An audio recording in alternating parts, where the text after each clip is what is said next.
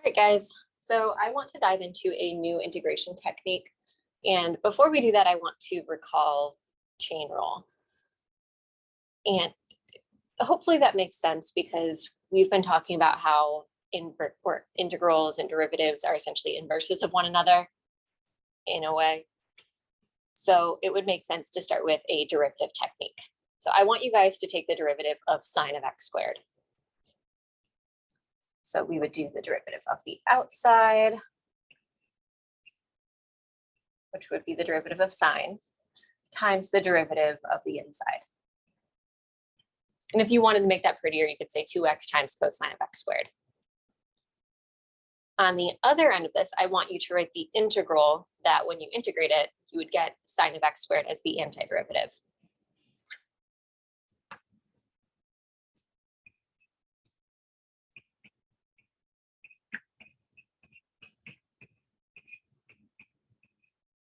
Obviously, keep it general. So this would do.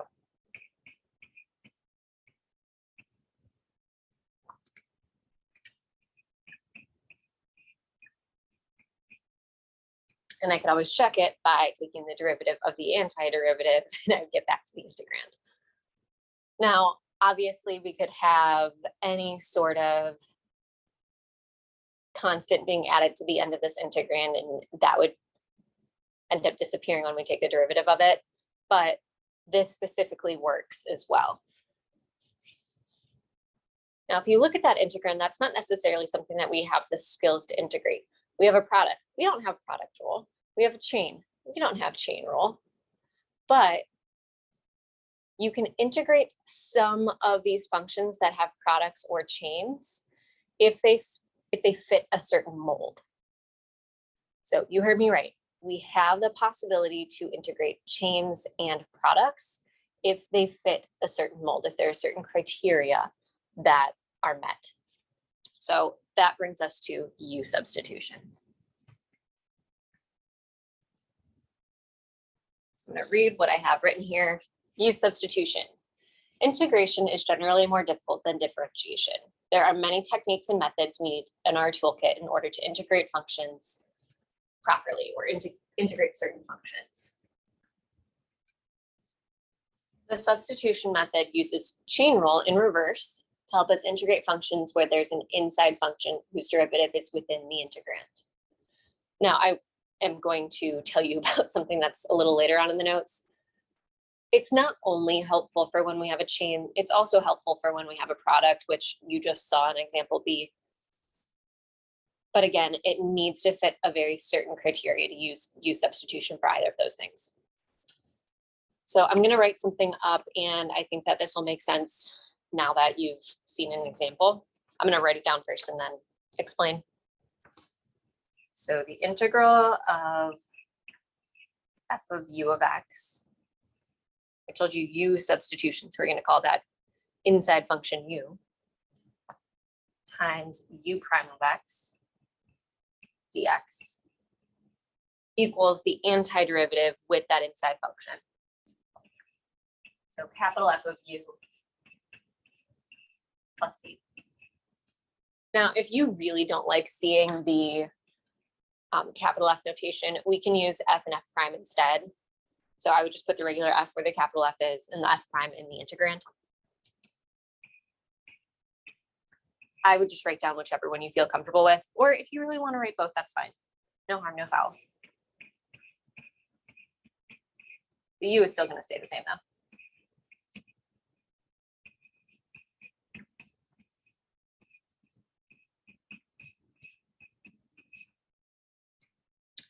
So essentially, first let's just focus on the integrand part. Essentially, if you see the derivative of a function within the integrand. So if you see a u prime of x within the integrand, and we'll focus on the chain rule part. If you see the derivative of an inside function within the integrand, it doesn't need to be perfect. Maybe there's a coefficient difference.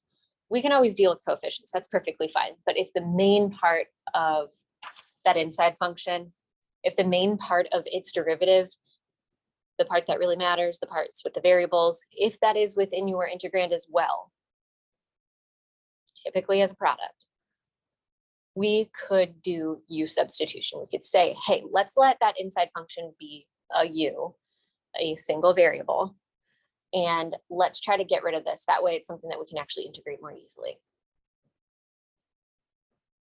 When we get to the other scenario later, it's essentially the same thing, but we don't necessarily need to have an inside function. It's just, hey, I see that there's a derivative of something within my integrand. There's a derivative of one of my products within my integrand. For now, let's just focus on the chain rule part. If we see the derivative of the inside function within our integrand, we can say, let that inside function equal U. So I'm going to go through my process here. First, you want to identify your inside function, U.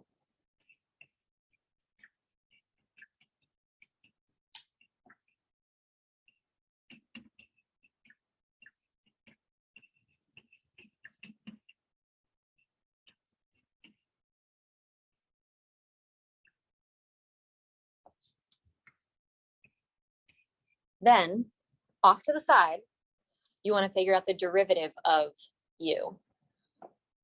This is where I am going to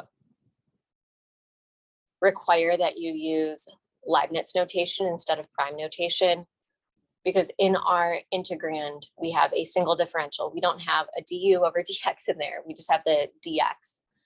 So we want to be able to replace that with a du at some point. That way we are taking the integral with respect to u, since we are going to be putting a u in the integrand.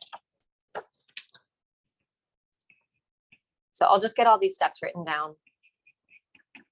Calculate the derivative of u, and we'll call that du dx.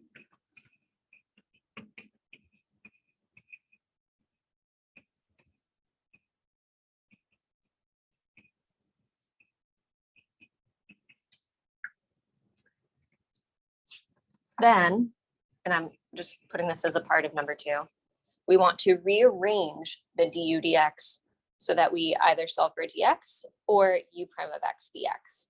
It doesn't matter. This is where you have a little bit of choice, whatever makes more sense in your brain. I'd write both down, and then when you figure out what process feels more comfortable to you, you can decide from there.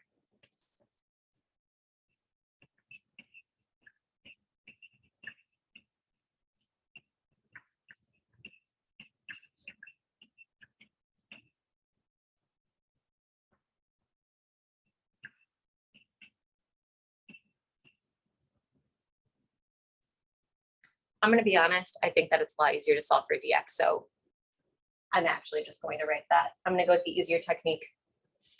And if you feel uncomfortable with that, I will show you a different technique personally. Okay, so from there, we want to substitute.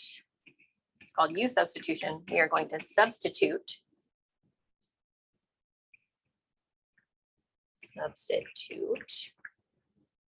the U and the dx into the integrand.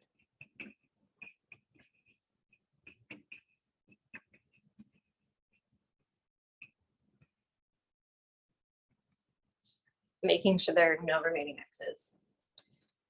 If there are, you probably will need to rearrange your u equation to replace any other additional x's. And if it's still not possible, it's not a good u, and you have to try a different route. Or maybe it's just not integrable. Or at least not by hand. So finishing, making sure there are no remaining x's.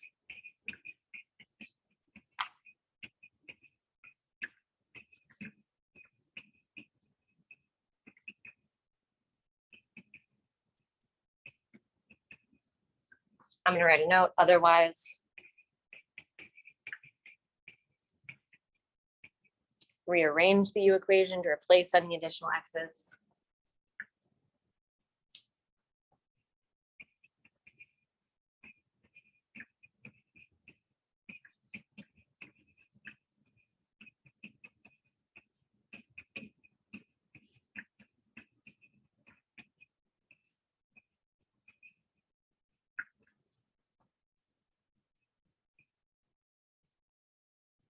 or it might be a bad u that you chose.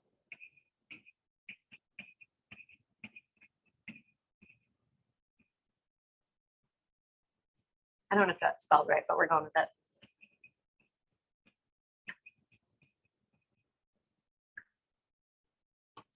Okay, so once everything's substituted in, your integral should be looking great. This should be looking like something that you can actually integrate by hand.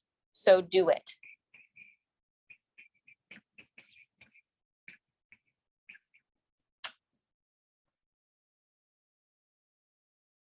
But you also have to keep in mind that you were trying to find the integral with respect to x in the first place, so we need to back substitute the x back in there.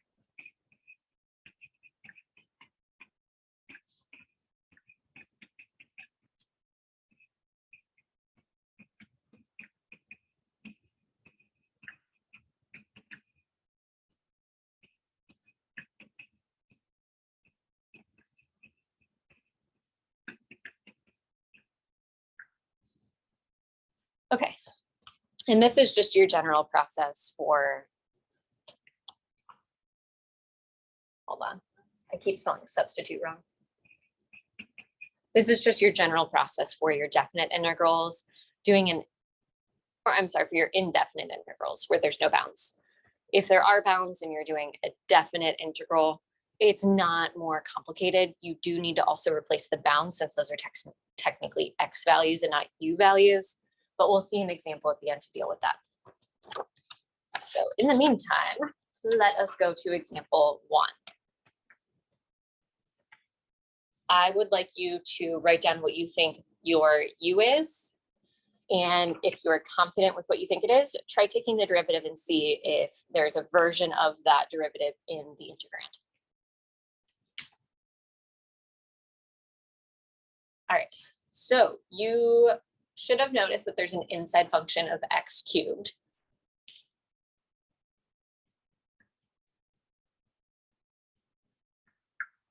And when you go to take the derivative of that,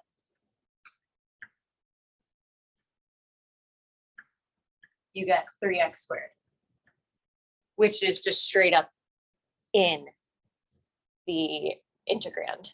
Same exact thing. There's not even a different scalar of it. That is in there. So I'm going to go ahead and solve for dx over here. You could multiply the dx to the other side and then divide by 3x squared. You could also cross multiply, whichever you prefer.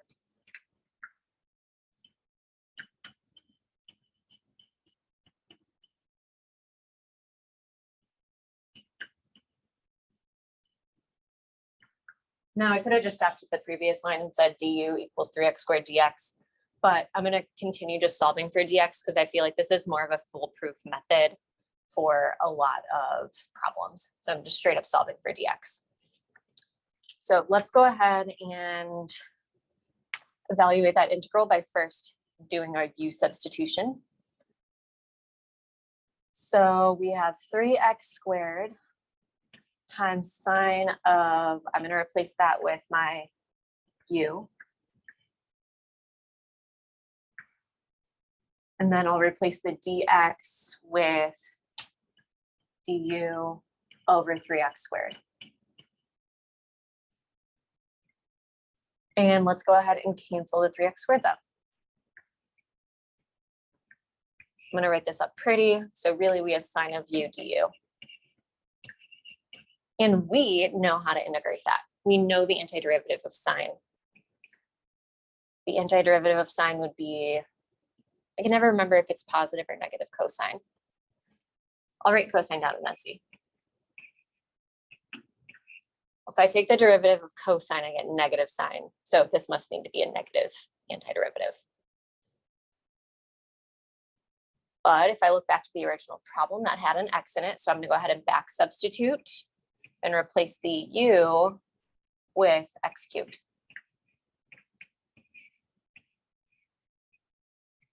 And that is it.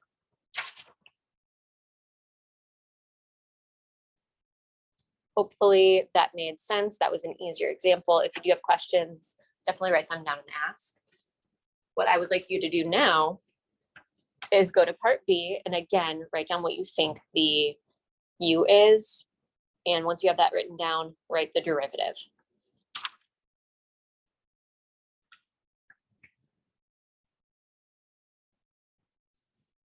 So again, I see an inside function. I see 5x plus 1 inside of that square root.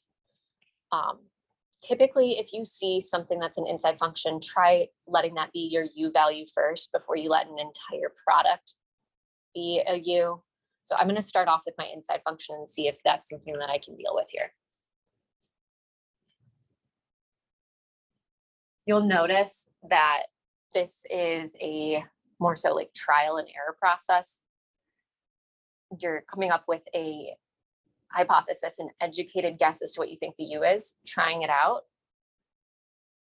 Honestly, it will usually work, but there are cases where, hey, you might not have picked the best one. Let's try something else. Okay, so back to the problem at hand.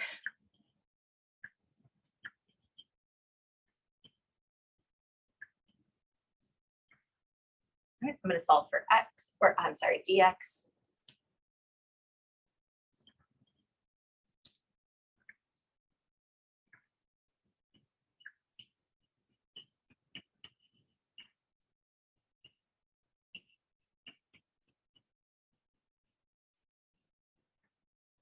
I don't know if you guys have been noticing, but essentially, if you just have a single term on the right side of the derivative, it's kind of like you're just replacing that value with dx. It's like you're swapping the dx in that value. You can even look at the one above, same thing happened. So I'm going to come over here and see if this works. Let's replace that inside function with u. And I'll replace the dx with the du over 5. But I still have that pesky x there.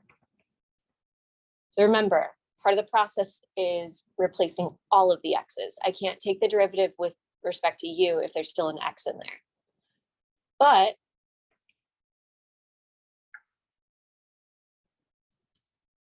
like I told you guys before, if we can potentially rearrange that u equation and get rid of the x that way, this could potentially be an easier, or this could potentially still be integrable. So what I'm going to do is rearrange my u equation.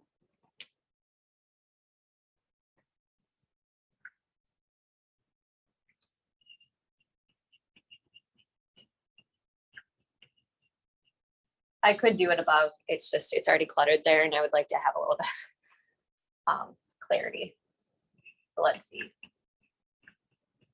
Subtract 1 to the other side. And divide by 5. All right, so x equals u minus 1. Let's try replacing that over here.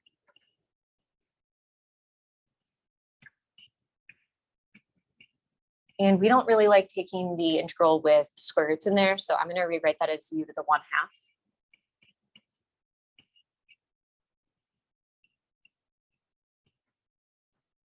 Okay, still not ideal because we don't have a product rule, but I could distribute very easily here. I could just distribute the u to the 1/2 to each of those terms in the numerator and then multiply the denominators together. So that would be u to the 3/2 minus u to the 1/2 all over 5 times 5, 25. And technically I could put that 25 in front. But remember, it's in the denominator, so we do that as 1/25. And this is absolutely something I can find the antiderivative of. Okay, so go ahead and find your antiderivative of that expression and do the back substitution. Finish this entire process.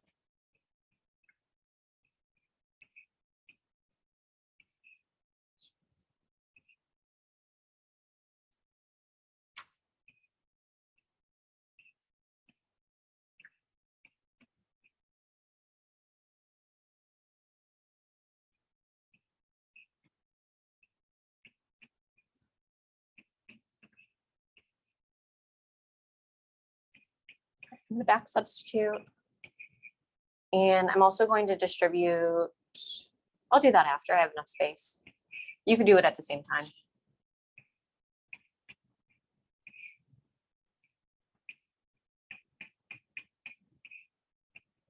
Looks so much prettier with the U in there.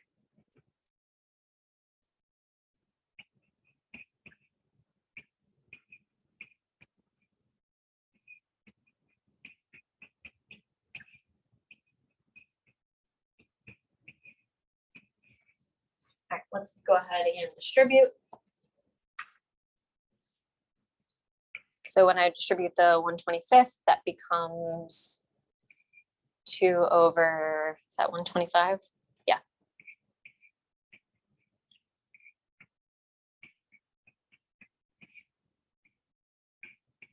All right, a little bit prettier than the previous line. And then 2 over 75.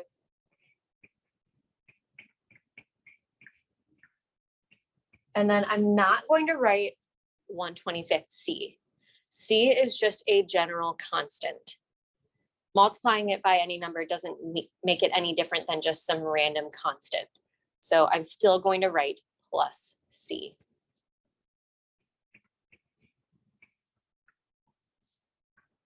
So let's say one, if you wanted to write that and then write another line, that's fine. 1/25th C is still, maybe I should give myself some more space. Just some random constant.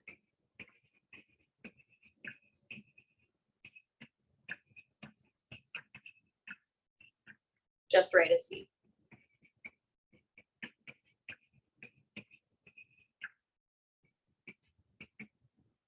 Okay.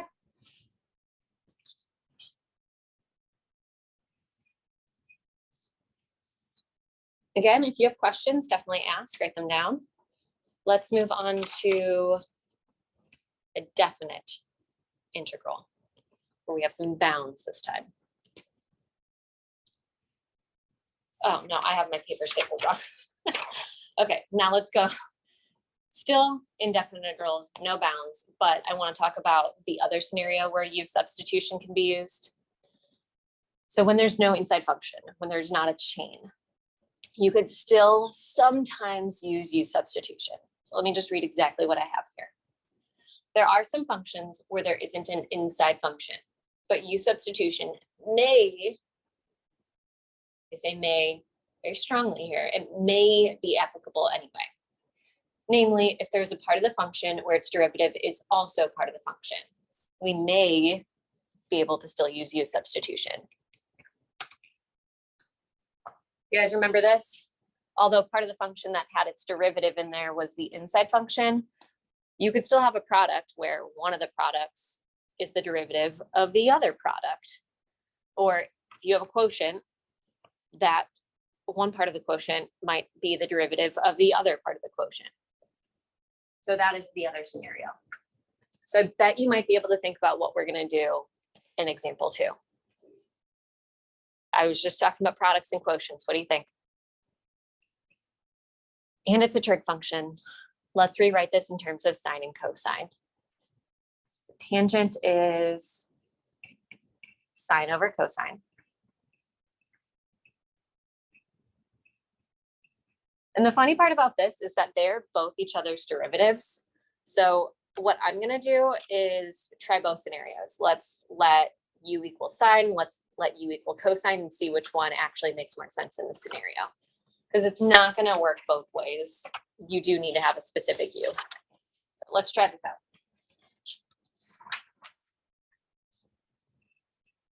I'll do U equals sine of theta. You do U equals cosine theta, and we'll see which one works.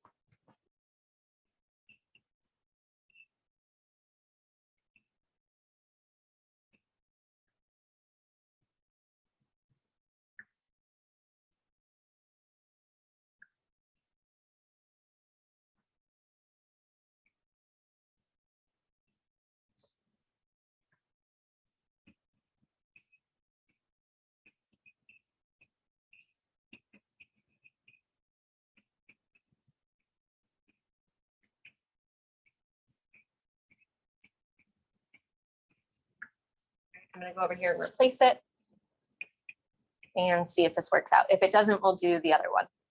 And by me saying, I hope it works out, I want everything to cancel, because solving for theta over there to try to get rid of things, I don't want to have to do that. Plus, that would probably not get me something I can integrate. All right, let's see. I'll let u equal the sine of theta.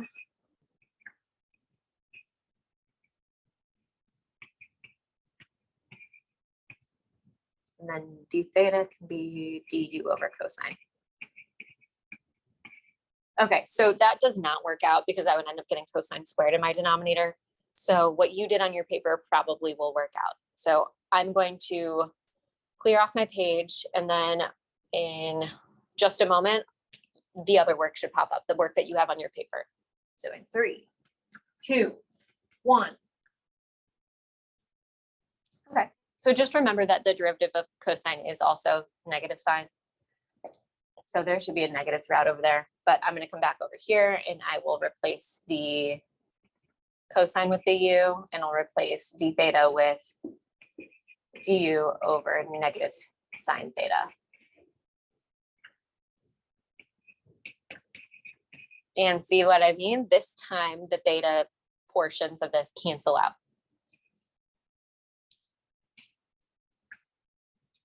And we are left with the integral of -1 over u du, which we know is, or I guess the antiderivative is,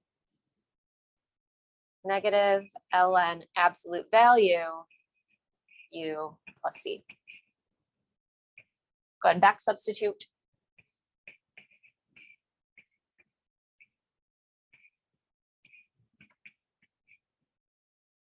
And there we have it. But I promise you do not need to memorize this. Knowing how to do this process, yes, but you do not need to memorize the antiderivative of tangent. Don't worry about that. You could easily figure it out. This is not something that you need to memorize. So breathe easy. Now what I want to do is move on to use substitution with your definite integrals, the integrals with bounds. Okay. And again, I do have another technique for this, just like I had an alternate technique for how you might want to do your use substitution. It wasn't very different. It was only slightly different. Same thing here. So if you don't like this technique, I can offer you a slightly different way to go about doing this. But the things that I'm doing in the notes with you, I personally believe are, well, one, they're more common to do, and two, I think personally that they're slightly easier, but that just might be how my brain works. So let's get into it, and then you can make your decisions about how you feel about it later. Use substitution with definite integrals. When evaluating definite integrals, you have two choices for how to deal with the bounds. Use the u equation that you came up with to also replace the bounds.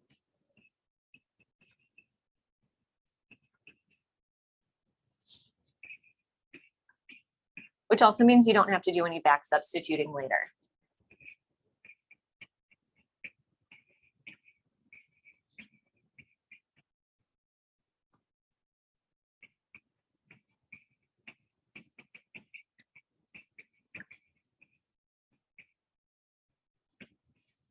When you have a definite integral, you are just trying to find the area under the curve.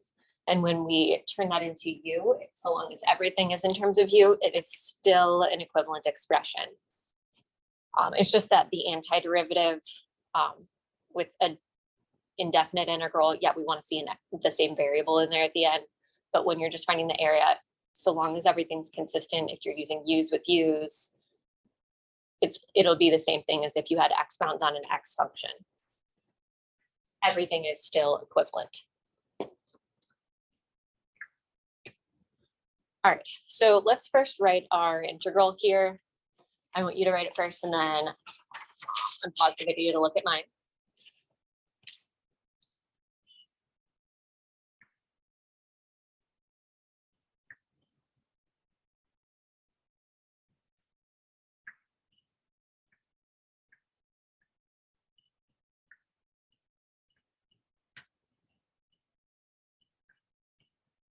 All right, so write down what you think the u should be. And again, no matter what you're thinking here, if you're not sure if this is more so a quotient or if you're thinking it's a chain, if you see something where you think the derivative might be in here, let that be your u.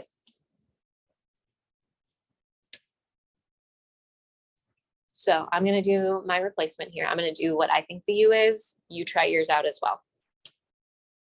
So I see a bigger function inside of a square in the denominator. And the reason that I might want to replace that is because when I go to take the derivative of that polynomial, it'll go down by 1 power, similar to how we have structured in the numerator. So I'm going to let my, I don't really feel like saying let. I'm going to let my u equal the x cubed part. I don't want, I still want that squared to be down there. If I let that squared also be a part of it, then it would have a whole chain, which I do not have present anywhere else.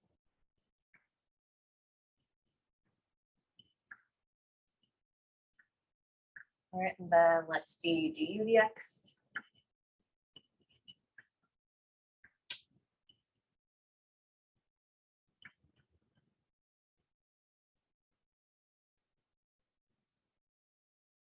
I'm going to solve for dx, and then I might want to rearrange this a little bit more, but we'll do that in a moment.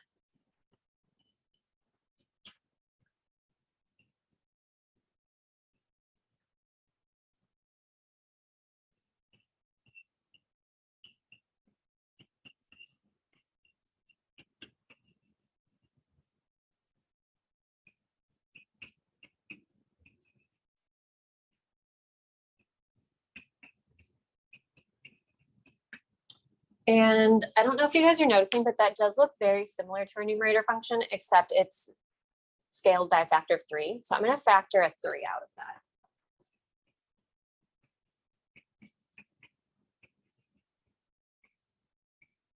And that will happen quite often. You might not get the perfect derivative of your u within your function, but if it's a scale of something else, do with that scale, deal with the scale. It's perfectly fine.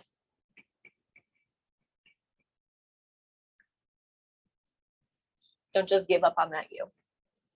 Okay, so I have the parts within my integrand that I want to replace, but I also now want to make sure that I'm also replacing the u bounds. So for the bounds portion, u of the lower bound, I just plug that u into my u equation. I'm going to do the work now, but I usually don't do all that work written down. I just plug the values in. Plus, when I plug 0 in, it should literally just be the constant. And then plug the upper bound in, the u equation. And that would be 32. Okay, so let's go ahead and replace things over here. I'll replace the lower bound with 12 and the upper bound with 32. Keep in mind with u equations, it's not always going to be lower number on the bottom, bigger number on the top. It depends on that u equation in the first place. Sometimes it will be in the other order, and that is perfectly okay. You just need to know, hey, what I got for my lower bound, I'm going to put in the lower bound spot. What I got for my upper bound, I'm going to put in the upper bound spot. All right, and then I'll replace the denominator with u squared.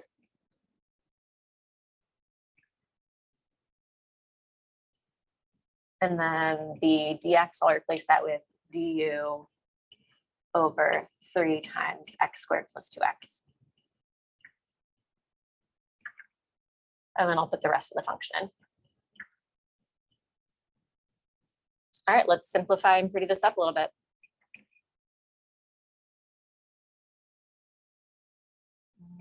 These cancel. And I am left with 1/3 times 1 over, well, I guess I could just write that as 1/3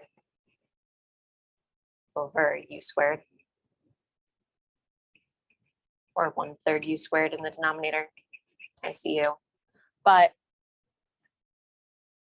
I really should just move that u squared to the numerator. Keep in mind that 3 doesn't have the power on it. It's just the u. So I'll leave that 3 in the denominator and move the u up. And let's go ahead and evaluate. Well, integrate then evaluate. All right, so the antiderivative, add 1 to the exponent, divide by the new exponent, and then evaluate with our u bounds.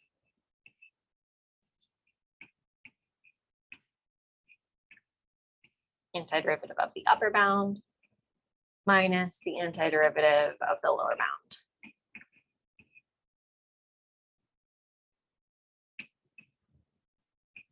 And I'm just going to put that in my calculator.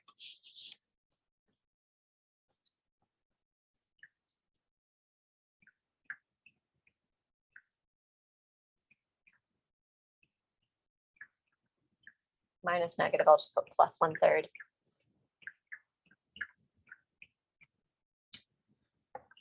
I'm going to put that in fraction form. I'd prefer an exact value, 5/228.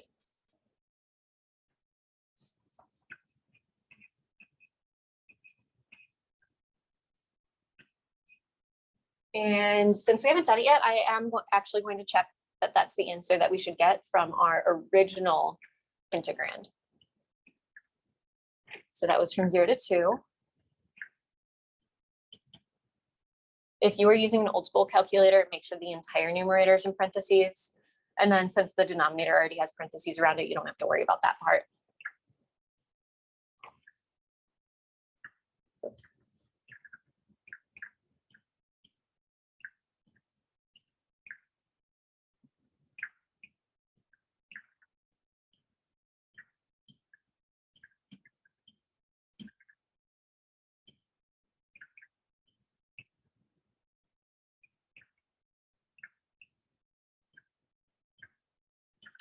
All right, I think that that looks good. And that's the same decimal version. We could also do the fraction, I think. Yeah, same exact answer. So there we have it. What I would like you to do now, which I'm not going to do in the video, I would like you to circle all the integrals that you think that you can do u substitution with in order to integrate. Write down what you think the u would be. Try replacing it. I don't need you to actually integrate anything, but see if, one, you're picking a good u so that you only have u's left, or if you can't get rid of the other variable, try rearranging. If it still doesn't work, you probably can't integrate it. I will tell you, I believe you can do u substitution on 2 of these. But I'm going to be honest, I haven't tried this one yet, so you got to try it on your own. Good luck. Let me know if you have any questions. And I do expect to see this in class if this is a recording that you're not listening. If this is a recording that you're listening to for homework.